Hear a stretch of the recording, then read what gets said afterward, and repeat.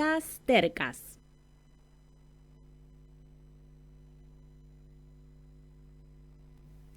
Bueno, comenzamos con la entrevista. Lo voy a presentar como siempre en todos los programas. Comentamos una mini biografía de cada invitado. En este caso, Diego De Feo, documentalista, autor del libro Huacho. Él nació en San Bernardo en 1984, se radicó en La Plata para estudiar la carrera de Artes Audiovisuales en la Universidad Nacional de La Plata. Se graduó con el título de comunicador audiovisual y licenciado en Artes Audiovisuales en 2009. Desde el 2011 participó en la realización de documentales y series para televisión, se desempeñó como docente de fotografía en la Secretaría de Cultura de la Universidad Nacional de La Plata. Actualmente se desempeña como realizador en el canal de la universidad y está a cargo de la unidad de medios del Museo Nacional de La Plata. Bienvenido a Tercas Palanganas. ¿Los datos estuvieron bien o estuvieron bien. Sí, faltó algo? Sí, creo que son los que están en el libro. Son los ¿no? que están en el libro. Bien. Sí. Tienen la información actualizada. Sí, acá, Vero, podemos mostrar el libro. Yo también lo traje. Muéstrenlo ante las cámaras. Huacho. Un libro muy, muy zarpado para mí. Lo tienen que tener, tienen que tener. ¿Se puede actualmente acceder o está agotada la segunda edición? Está agotada. Mandé a pedir ayer, mira, la otra tanda, digamos, porque, bueno, esto es una producción propia, digamos, yo mandé a hacer como una serie de copias, que en principio fueron 50, después fui pidiendo 50 más, y es como que las voy actualizando a demanda, digamos. Entonces, claro. Sí, se agotaron, ahora, no sé, en unos días está por llegar la próxima, así que va por la cuarta edición. Ah, qué bien. Cuarta edición. Re bien. Cuarta edición de 50, pero la bueno, cuarta. cuando salga te voy a encargar, porque dale. Lo estuve mirando, estuve accediendo ahí a tu material fotográfico y es súper interesante. Bueno, ¿cuándo comenzaste? ¿Cuándo se te ocurrió?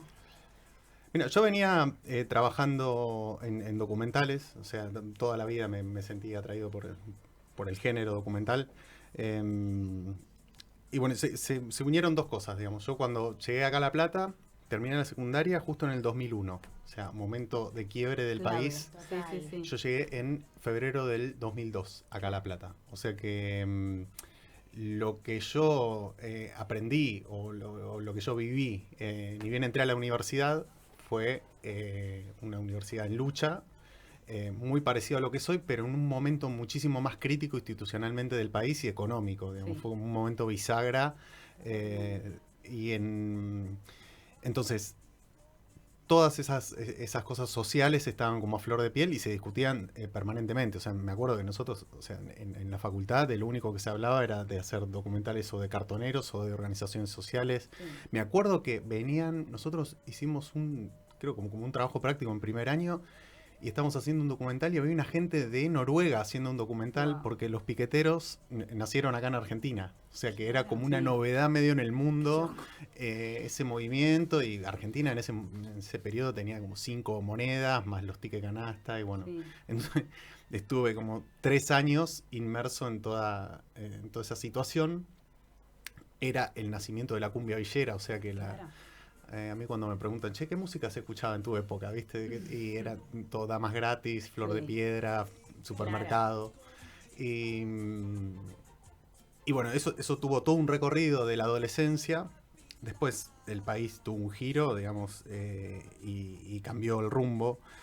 Y paradójicamente cuando yo me recibo, lo primero que hago es una serie para Canal Encuentro, que es el canal del Ministerio de Educación de la Nación. Entonces empiezo a trabajar como camarógrafo para una serie que se llamaba Alegría y Dignidad, que recorría barrios de Capital y Gran Buenos Aires en sus aspectos artísticos. Digamos.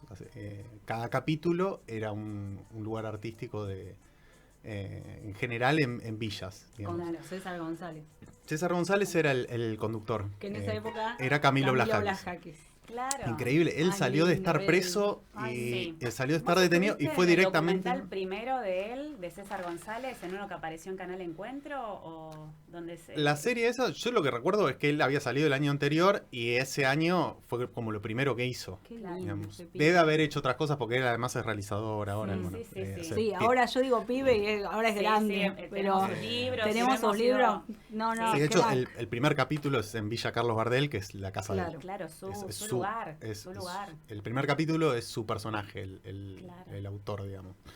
Y, de todo ese recorrido, bueno, se desprenden otras producciones. Todo esto estaba dirigido por Cristian Jure, que es el director del canal de la universidad, y es antropólogo. Y Cristian, bueno, llevó adelante todos esos proyectos. Después empezamos a hacer películas. Hicimos una película sobre la cumbia villera y después otro programa para Encuentro, pero de cumbia. Otro chico que colaboró mucho era Martín Royce, que hace una fiesta que es muy conocida, que es La Mágica, es como una fiesta de bailanta, pero en Palermo. Todo eso fue hasta el 2014, más o menos. O sea, del 2010 al 2014. Y fue un poco como la cumbre de eso. Yo en ese momento cumplía 30 años, o sea que imagínate, desde mis 17 hasta los 30 fue absolutamente eso. Lo que rondó mi vida fue eso. Y dije, bueno, todo esto, adolescencia y después trabajo, tiene que quedar plasmado en algo. Digamos, yo venía trabajando mucho en digital, en lo que era el documental en video. Dije... tiene que quedar como plasmado en algo materializado, o sea, que se pueda tocar. Yo quería volver un poco al contacto con negativos, químicos, revelado, toda esa historia. Porque me parecía que era un poco alienante como el tema de producir imágenes en video que están, o sea, dentro de un disco rígido. La data transita a través de links, internet y todo lo demás.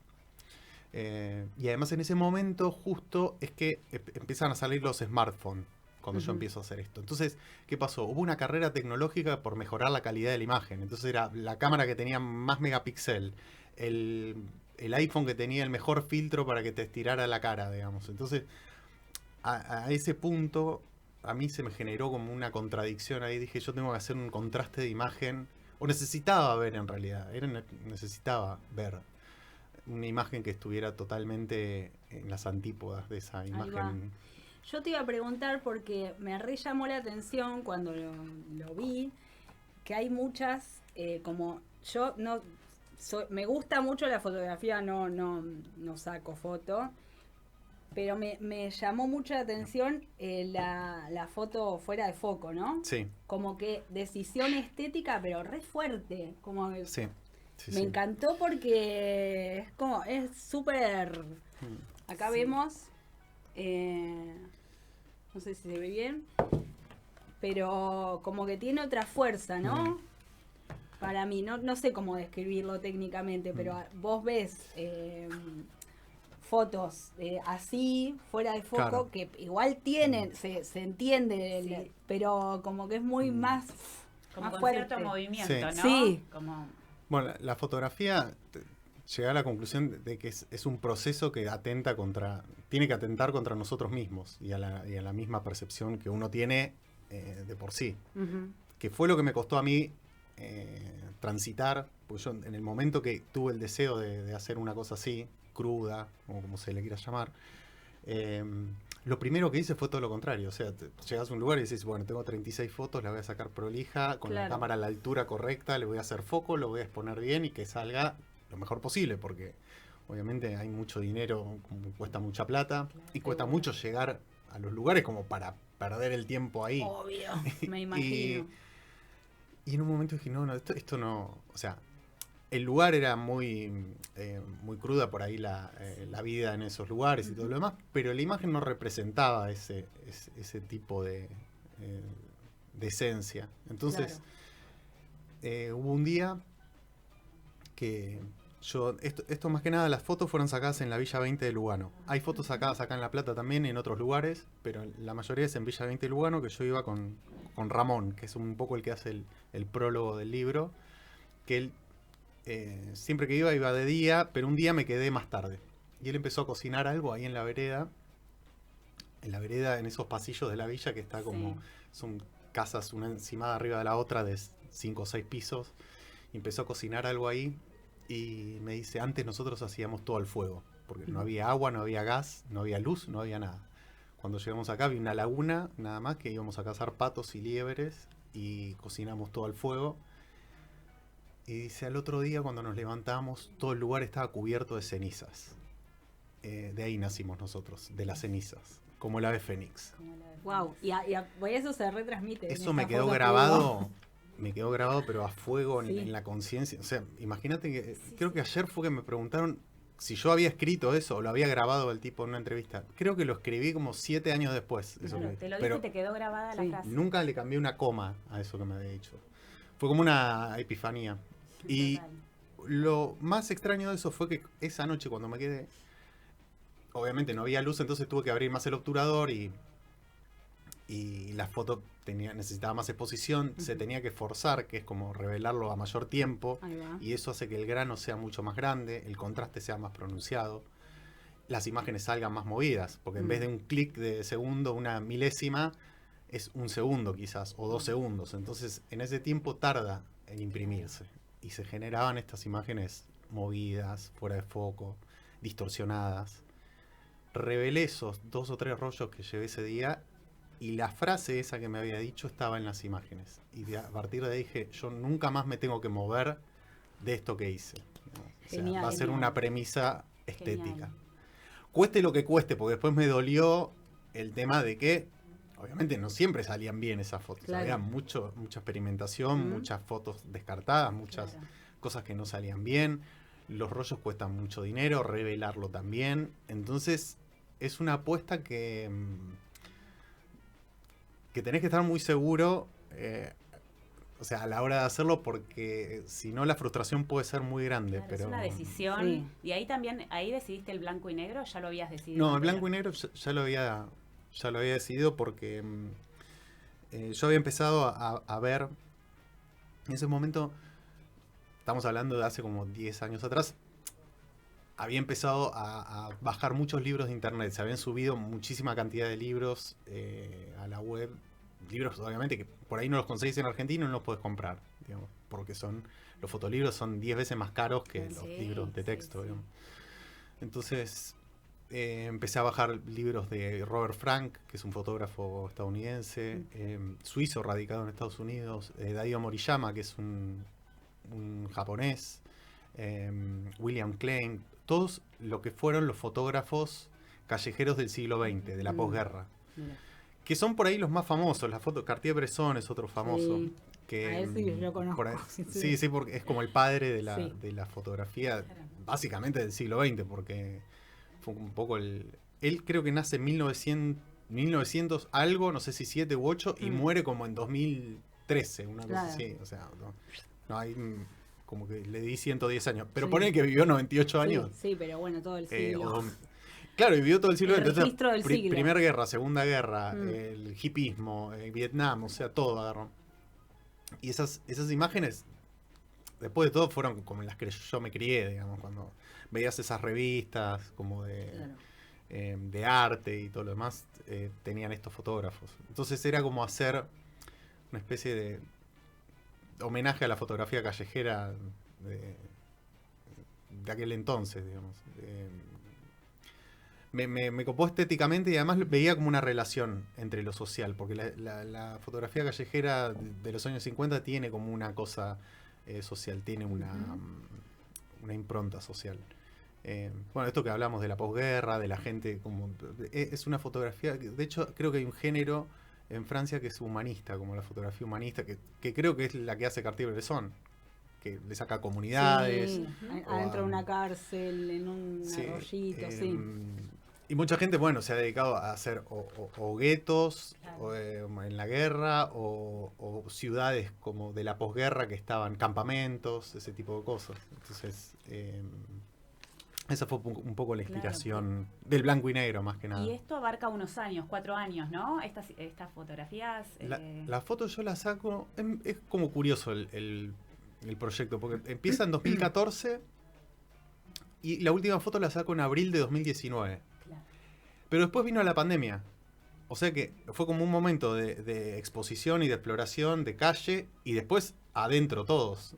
Tuviste que frenar sí o sí. Claro. Y en ese momento dije, bueno, hay una gran cantidad de información juntada, pero hay que seleccionar, volver a escanear algunas cosas, reverlas, revisar los negativos. Entonces todo eso ocurrió en la pandemia y en la pospandemia. Claro. Y después, bueno, vino todo el tema de financiarlo y todo lo demás, así que ese fue otro proceso. Y el año Más pasado, difícil. bueno, entre juntar como este combo de esta gráfica que fue la que lo imprimió y decidirme a hacerlo, porque también es como tirarse medio a la pileta y juntar el dinero, bueno, se resolvió el año pasado. Claro. Así que este año, el 12 de marzo, se estrenó. Mira. Me gustó algo que dijiste de esto de retratar lugares que por ahí uno tiene una idea, un preconcepto, y después vas al barrio y no es tan oscuro o tan caótico o tan lúgubre como uno pensaba, sino que también por ahí es otra cosa. Y dijiste algo así, digamos, como que... Sí, para mí fue una sorpresa como vivir experiencias ahí, porque siempre pensás que como que te van a hacer daño o es algo así, Sí, o que están tirando tiros todo el tiempo, que está Sí. pasando algo malo todo el tiempo. Y no es así, o sea, porque de ese lugar hay familias, abuelas, abuelos, Laburantes. niños. Mucha Obvio. solidaridad también. Mucha. Sí, solidaridad. y eso yo lo hablaba ayer con alguien que estaba charlando y le digo, mira, es como es la regulación humana más gentil que hay, porque digamos, yo vivo en pleno centro, digamos, en la esquina tengo una garita con un policía, tengo cámara de seguridad, tengo esto, tengo lo otro, tengo el semáforo, pero hay, digamos, y también tenés los límites. Vos cuando vivís en un lugar así, los límites los pone la gente y los códigos los pone la gente. Sí. Entonces no hay un lugar donde empieza tu casa y se acaba la del otro. Y entonces se empiezan a generar un montón de códigos humanos que están por sobre todas las cosas, digamos. Entonces se generan como una especie de 10 mandamientos, ¿viste? Bueno, no robarás, no matarás, no harás esto, no Sí, harás lo otro. sí, sí, Y el sí. que se zarpa, Ya. nos llaman al 911 diciendo... No, No, le no, aplican no los sé, videos, el 911 no entra. ¿O No, sí? No. No, sí, está lleno de policías. Sí, los barrios, todo lo demás. lamentablemente... Hay Pero, según el gendarmería y todo barrio. lo demás, pero están la justicia divina también. Claro.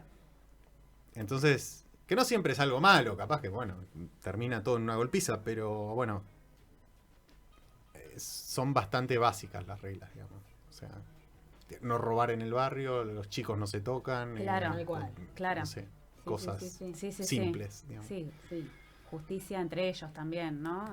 Sí, Sí, regulaciones. Sí. Así. totalmente. Sí, esto de la solidaridad que decimos que... Sí, yo recuerdo que una vez fui a la Cava para hacer un laburo también, pero nos fueron a buscar, entramos con los Mirá. del barrio, y justo cuando estaba mirando tu material y investigando, me recordé aquella vez y entramos con una misionera también, pero todo el mundo la saludaba, Mirá. hola, hola, y estábamos con ella y estábamos protegidos. Yo también, Como ¿vos sabés que- que la primera vez que entré a una villa fue a la Cava? Mirá vos. Sí, Y, fue la y Cava. recuerdo las calles, entramos a la casa de ella, sí. Fuimos a una canchita de fútbol, me acuerdo, la Cava está en San Isidro y es muy Ujú. loco. En un momento, no me acuerdo qué intendente era, quería hacer el muro.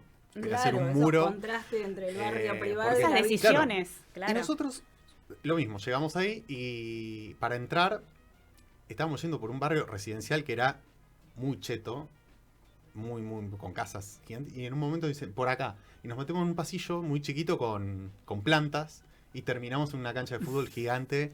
Esa era la entrada. Qué loco. No, pues fue hermoso eso. Yo de ahí, esa fue una de las tardes más lindas de todo. Una cancha de fútbol y me acuerdo que jugaban al fútbol y el partido no se terminaba nunca, iban cambiando. Estaban jugando desde las Qué 10 de la zarpado. mañana y eran las 6 de la tarde. Y seguían. Y entraba uno y salía el otro y uno se iba a comer y Claro. volvía y entraba Sí. y así. Y me acuerdo que jugaban mujeres también. Claro. Era mixto. Que por ahí en una época que no estaba, ahora es re común, Sí. pero por ahí en una época no estaba. Sí, tal cual. Y las mujeres jugaban La ahí Cava. también, ¿no? Jugaban, sí, mirá vos, mirá vos, qué loco. Y acá en La Plata, más allá de, vi algunas fotos del barrio Las Quintas, Sí. pero se te ocurrió, por ejemplo, yo también trabajo cerca del Puente de Fierro, una población así, Sí. un barrio así, de esas características, o todavía no? Sí, yo en La Plata fui... En La Plata está el Camino Negro, porque había conocido unos sí. chicos que eran de Camino Negro, que Sí. son de un lugar que se llama La Sí. Fortaleza, que queda en Villa Elisa. Sí. Pero los chicos iban al Camino Negro porque iban a pescar Mm. y bueno, cazaban liebres ahí también. Pero a La Fortaleza no fui nunca. Fui a Puente de Fierro, fuimos con el canal de la universidad y a un montón de Claro. lugares más. Y es bastante distinta la villa de Buenos Aires que la de Claro. Capital. O sea, la urbana de la de La Plata. Ujú. La urbana tiene estas edificaciones de 4 o 5 pisos, Sí, está muy conglomerado retiro, todo claro. y está dentro de la ciudad. Los asentamientos en La Plata o los barrios son más rurales, son más parecidos a casas rurales, digamos, Claro. que Mm. en realidad están como más cerca de la urbanización, o sea, porque se pueden trazar calles, porque están en espacios más abiertos, Ujú. obvio. Pero ahora estoy empezando a ir a la megatoma de los hornos, a la Ya. toma, Mm. con unos compañeros que conocí hace poco, que son el Peca y Néstor, así que nada, tuve un par de visitas y la verdad, el lugar cuando llegué no podía creer la humildad de la gente, la organización de la gente, está en un nivel superior, ¿eh? O sea, Mirá. todas las mañanas hay una cuadrilla que se Mirá pone vos. chalecos y salen a juntar basura porque no tienen recolección. Claro. Wow. Entonces la juntan toda, la llevan a un lugar, después el camión pasa por un solo sitio a recolectar y están todo el tiempo con el mejorado de las calles, con la basura, juntando cosas entre ellos. Hay comedores en todos los puntos. La verdad que está súper organizado, Mirá. súper organizado. Mirá vos. Y bueno, obviamente me interesa mucho eso del territorio, ¿viste? Para mí es una cuestión en disputa, partiendo de la base que ningún territorio es propio, digamos. O sea, de hecho América Latina fue usurpada Total. vilmente. Creo que el primer genocidio, que nunca lo llamaron genocidio, fue el indígena de sí, acá. la conquista, la conquista. Fue porque todo el mundo cuenta, sí, bueno, el holocausto nazi, el otro, le cuentan como los millones y no sé qué. Acá nunca dijeron una cifra, pero son naciones Sí, enteras diezmaron. asesinadas. Sí.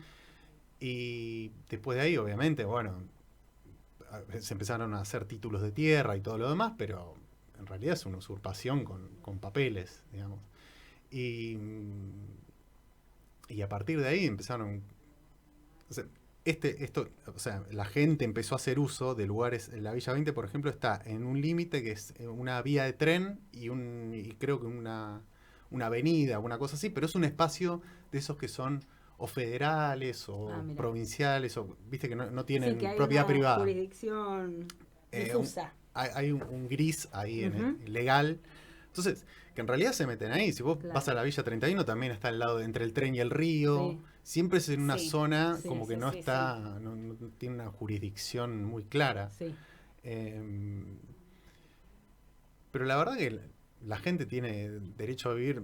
Hay una frase que me encanta que dice, cuando uno se muere le dan un pedacito de tierra enseguida, ¿viste? Para enterrarlo. Porque cuando nace pasás 30 o 40 Es años verdad. Nada, abollando. y en realidad tendría que ser al revés. O sea, que le den algo a la gente El cuando acceso a cuando la vivienda, cuando o nace, sea, o cuando como un forma derecho. familia. Totalmente. Y te digo que acá en Argentina no es un lugar como Japón, que tenés un territorio que es una isla superpoblada, no sé qué. Esto es el 8º país en superficie del mundo. O sea, tenés tierra para tirar para arriba, tierra fértil, tenés sabiduría, o conocimiento. O sea, Argentina tiene una tradición en universidades, en carreras, en conocimiento que no lo tiene ningún otro país. Tenemos excelentes profesionales, excelentes desarrolladores, un montón de cosas más, y no puede ser que no le encontremos nunca la vuelta al urbanismo y a la vida. O sí le encontremos la vuelta, pero cuando se le encuentra la vuelta siempre es como en el lado marginal, o está reprimido, o hay un lío, o no se puede realizar. Sí. Entonces, siempre tuvimos como ese problema. O sea, el problema Y del aparte, hábitat. Más allá de eso, la estigmatización, ¿no?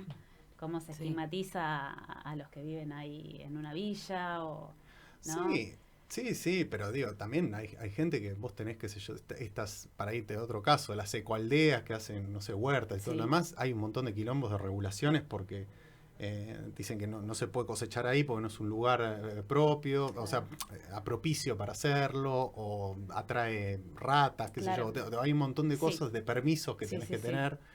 Porque tiene como el urbanismo tiene la zonificación según uso, entonces un lugar es para una cosa, otro lugar es para otra, entonces el compost no lo podés hacer acá, el otro no lo podés.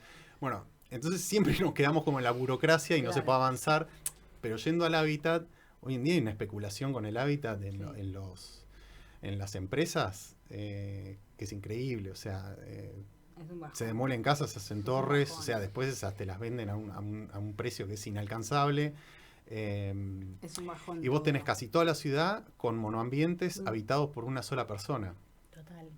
Sí. Y después tenés un montón de otros lugares abiertos que no se pueden desarrollar porque tienen límites. Como bueno, también entiendo que no es ir y plantar una casa ahí, tenés que tener caminos, cloacas, Claro, servicios, un montón sí. de cosas más, que yo entiendo que también como que el Estado tiene que avanzar en ese sentido. Y Bueno, que pero tiene es un cuestión costo, de y tiene un decisión. costo, Es decisión pero nunca nos ponemos de acuerdo y siempre avanza más la necesidad Sí. que la burocracia. Sí, sí, digamos. sí, sí, Avanza 1000 veces más rápido la necesidad, que es la única que tiene castigo. O sea, si vos te pones a pensar el castigo sobre la necesidad de esa gente. Y te ponen por encima de, no, porque están especulando, porque lo robaron, porque esto, porque el otro. Mira, te voy a citar a Patricia Bullrich. El otro día la encontré como algo... ¿Qué atrocidad dijo esta vez? No, mirá, la encontré en TN en un Sí. recorte, en un reel que dice, ¿saben qué tenemos que hacer con toda esta gente? Dale la escritura, dale el título de propiedad, que lo paguen a 30, 40 años, no importa. ¿Qué? Revolucionaria. Dáselo y como que se hagan cargo del lugar, de cuidarlo, de hacerlo, de ir pagando, Ujú. armarle un plan de cuotas, no sé. Claro. Bueno. Pero bueno, qué sé yo, después están las otras usurpaciones de las que nadie habla. ¿Vos ves el mapa ese de las multinacionales o de gente empresarios británicos que No. tienen No. la Patagonia de la No. cordillera al mar? Miedo. Y es terrible. Y hacen lo que quieren por 2 mangos, ya tienen todo un territorio. No, aparte no puedes ir por el sur, bueno, por otros lados también, pero por el sur todo te cobran y aparte todo cercado, bueno, no, privada, propiedad. Claro. Claro. Imposible, Sí, sí. No. es un bajón. Sí, eso ahí tenés un lío con una estrategia que, bueno, el otro día escuché cosas que me daban miedito así de que, bueno, hoy en día la soberanía, o sea, está recontra en juego. Tenemos un problema gravísimo con eso, con Malvinas, con los límites de las fronteras, porque hay bases militares en todos lados. Y yo creo que el problema más grande es que hoy muchas multinacionales y también tecnológicas han avanzado, o sea, en poder mucho más que los estados, entonces, o que los gobiernos. Entonces, vos tenés muchas multinacionales que tienen muchísimo poder y ya se están armando, se están discutiendo cuántos estados son necesarios en un futuro. O sea, es necesario tener esta cantidad de estados que estamos teniendo. ¿Se puede sostener esta cantidad de países que tenemos? ¿Se pueden armar bloques que sean de extracción y bloques que sean de producción? Entonces, bueno, Sí. el litio es todo un tema, el petróleo es todo un tema. Sí. Entonces, y ahí tenés otro problema territorial que es tremendo. Y ahí yo veo que está pasando, o podés hacer una transposición con lo que pasó en el Amazonas. En el Amazonas fueron a las comunidades indígenas y les plantearon, bueno, necesitamos el territorio para extraer petróleo, caucho, lo que sea. Cuando los indígenas, bueno, accedieron porque les daban plata, porque les daban vivienda, un montón de cosas más. ¿Qué pasó? Se enfermaron porque no estaban vacunados y preparados para las enfermedades de los blancos, porque no habían tenido contacto con otros humanos. Se enfermaron, se dieron la tierra que estaba intervenida, destruida, y ahora estaban como en asentamientos en las afueras de la ciudad y no tenían ni dinero ni territorio Claro. y tenían enfermedades. No. Digamos. Entonces fue como un golpe durísimo para el ecosistema Claro. de más que nada la Amazonia, que está en el Ecuador, en el norte de Perú. Ujú. Y acá veo que está pasando una cosa así. Sí. Bueno, con Monsanto tenés un tema parecido. O sea, fumigadores que están como al lado de comunidades y todo lo demás, y son territorios tomados por una multinacional que es súper poderosa. Y no sé, o sea, creo que en algún punto, yo lo veo como de esta manera, en algún punto se van a generar como megabloques de intereses muy fuertes, de explotación, y creo que van a quedar aldeas y comunidades muy bien organizadas, o sea, estos lugares donde va a vivir la gente, pero la gente va a vivir conglomerada en espacios. Claro. Y digamos, ese no fue que es medio difícil de explicarlo. Ustedes deben tener la misma edad que yo, pero antes, o sea, el país era uno solo y como Tal que cual. viajaban de norte a sur y era como visitar las provincias y todo lo demás. Y yo cada vez como que cuando escucho estas cosas lo veo con otra perspectiva. Entonces lo veo más difícil, lo veo más dividido, lo veo más atomizado. Sí, tal cual. Y antes era como más... El argentino era el argentino completo. Sí.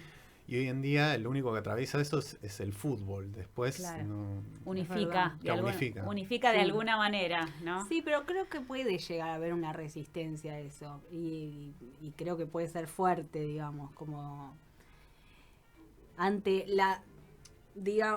nos falta, pues, lo venimos hablando hace un montón, esta, viste, como meseta en la que estamos y que no salimos y que pasan cosas cada vez más graves y estamos... Pero yo creo que cuando pasa algo bastante radical, hay está la resistencia, digamos. Mi esperanza está ahí, digamos, por ahí es un poco eso, el deseo mío o Sí. la esperanza mía. Bueno, la catástrofe del 2001 que había hablado, o sea, es Claro. como la organización esa nació de la desesperación. Sí. de algún modo. O Sí, sea, sí, sí.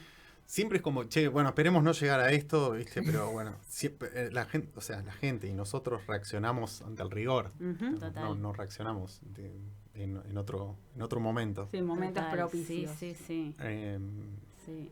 Así que bueno, ese era un poco el interés. Y también yo quería como hablar siempre de este otro porque esto me empezó a surgir ahora cuando me empezaron a hacer preguntas sobre el Ujú. territorio. Y Sí. me empezaban a preguntar sobre un territorio que era muy chiquito, de 20 cuadras, y sobre una población que supuestamente eran delincuentes. Y después cuando empezás a mirarlo en contraste a otros territorios y a otros delincuentes, decís, che, pero esto es... o sea, No, Eh, claro, estos no son delincuentes. es increíble la diferencia. Y en realidad esa... A ver, el delincuente de guante blanco es el que genera esto de Total, alguna manera. obviamente. Total. Porque... Bueno, está yo no sé, ahora que la metieron en cana a Cristina, a mí me viene este préstamo que hizo Macri de 54 mil millones de dólares. Terrible. Ese préstamo del FMI del 2018, ¿dónde está? Claro. No ¿Dónde fue? No está. Entonces después decís, no hay plata para las obras porque no podemos urbanizar, porque no tenemos dinero, porque... ¿Y esto para qué era? Sí. O sea, 54 mil millones de dólares. No. No, se fugó. Entonces decís, flaco, o sea, no,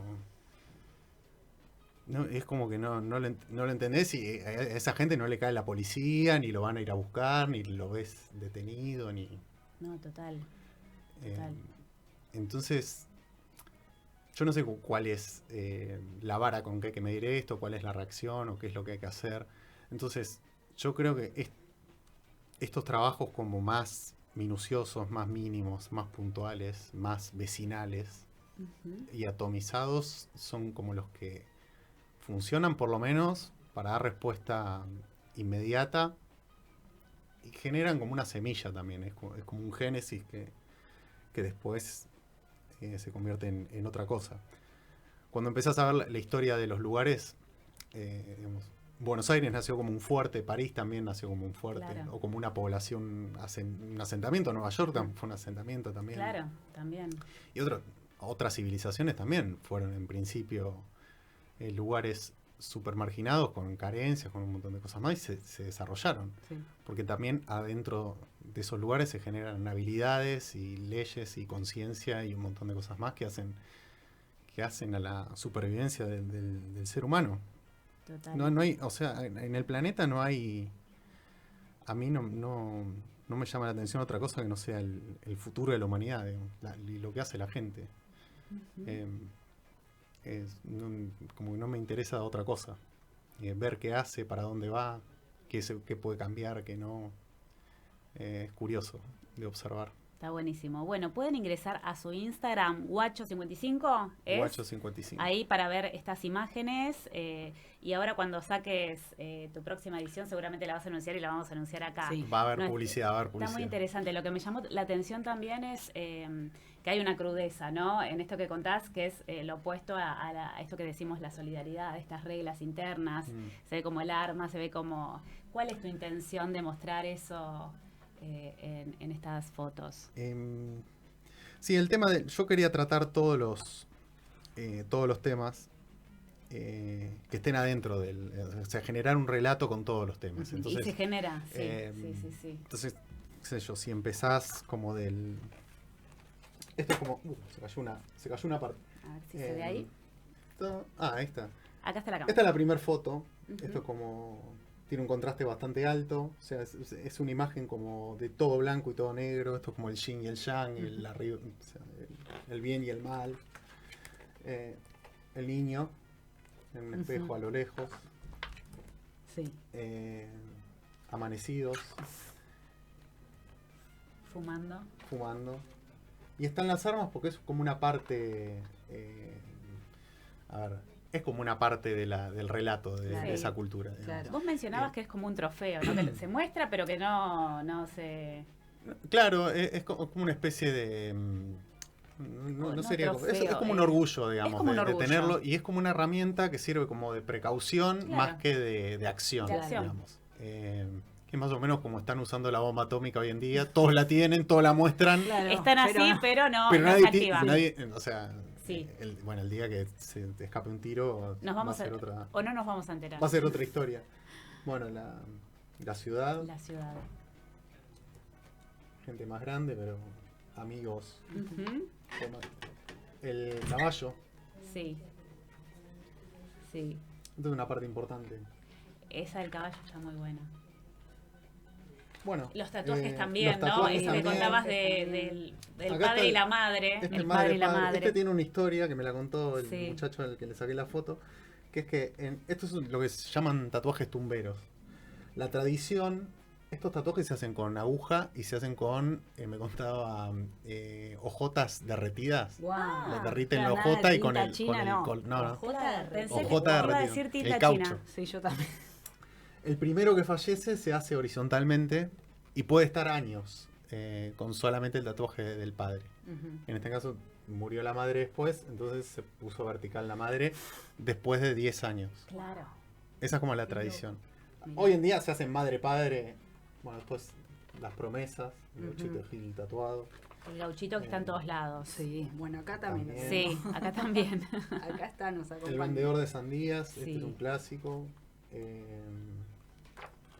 Bueno, También está Esa Esa está buenísima. Estas imágenes, algo que me llamó mucho la atención de los barrios y verlo como muy expuesto, porque en la villa es como que se exacerba todo, ¿viste? O sea, todo está exhibido, todo se muestra y todo el mundo sabe todo de todos. Ujú. Y alguien me decía, ¿viste?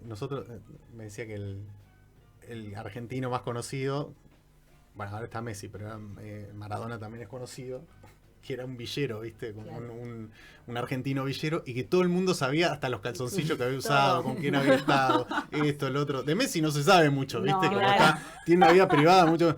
Pero el otro es el típico Posta. conventillo. Claro. Sí, sí, Sabían todo, está la foto, el documento, o sea, Todo. sabemos hasta el último. Verdad. Bueno. Y un La- poco es como que en el barrio está bastante expuesto toda la realidad de la gente, Sí. se enteran de todo y es como un Sí. pueblo chiquito.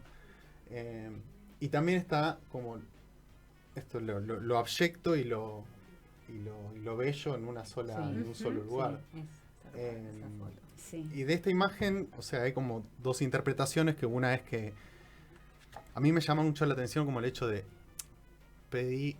pedirle a Jesús o a algún santo para hacer algún hecho malicioso, digamos.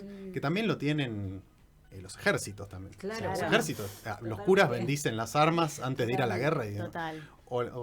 veía, me acuerdo, en películas las imágenes de los cascos de Vietnam con las estampitas o con la cruz, Claro. ese tipo de cosas. Entonces estaba como mezclado, digo, este tipo está rezando, pero sale a matar o sale como a hacer algo terrible. Sí. Y hay otra interpretación que es, que por ahí es la más linda, que es, está mucho la idea o la historia de entregarse al Señor, digamos. Que es como entregar las armas y entregar Claro. como todo. Claro, el alma. Claro, O el alma. Entonces, rendirse. Sí. claro, una sí, rendición. es una rendición. Es una rendición. Entonces es como, bueno, yo me entrego y Claro. entregas todo. Claro. Eso es como otra lectura que también está buena. Que es algo también Sí. muy extraño, esto de tener como cambios tan drásticos. Sí. Pero son necesarios también y son cosas también que le pasan al ser humano. Ujú. Esto de que en un momento estás muy metido en una cosa y de un momento para el otro hay un clic. Y ese clic lo explica Sí, sí, o sí. la religión o los procesos culturales. Total. Sí, Total. es interesante. Sí, súper interesante. Bueno, te agradecemos. A Te ustedes. agradecemos este Te paso, agradecemos, así sí. que síganlo. ¿Tenés alguna otra red o alguna otra...? No, es el Instagram. Es el Instagram, Guacho55, Sí, así que no, nos parecieron, podemos seguir hablando. A mí las fotos de los autos también me Sí. parecieron súper interesantes. Una rueda, todos Ah, sí. destartalados. Sí, sí, sí. Creo que están en Instagram, ¿no? Hay muchas fotos que Sí. están en Instagram y están en la cuenta, pero no en el libro. Pero no en el libro, sí. Algunas sí, algunas Sí. forman parte. Sí, algunas sí. Sí. O sea, las mejores, por ahí las más Ujú. significativas están en el libro, pero en la cuenta de Instagram está como las fotos por ahí que quedaron afuera de la Claro. selección, Ahí va. pero están más narradas las historias. Claro. Porque en el Instagram es como que quise desarrollarlo un poco más, casi que en el libro no se cuenta como la historia de los lugares, Claro. pero sí están en la cuenta. En la cuenta Claro. cada foto tiene como su historia y los protagonistas. Claro. También. Así que bueno, te agradecemos. Claro. Gracias A por ustedes, pasar por gracias. Tercas y ingresen. Cuando quieras. Cuando quieras venís Sí. a presentar la nueva edición. Dale. Y te voy a encargar una, porque Gracias. ya tiene, así que bueno. Bueno, nos vamos con un tema que elegiste. Ah, dale, sí. Acá nació el Diego.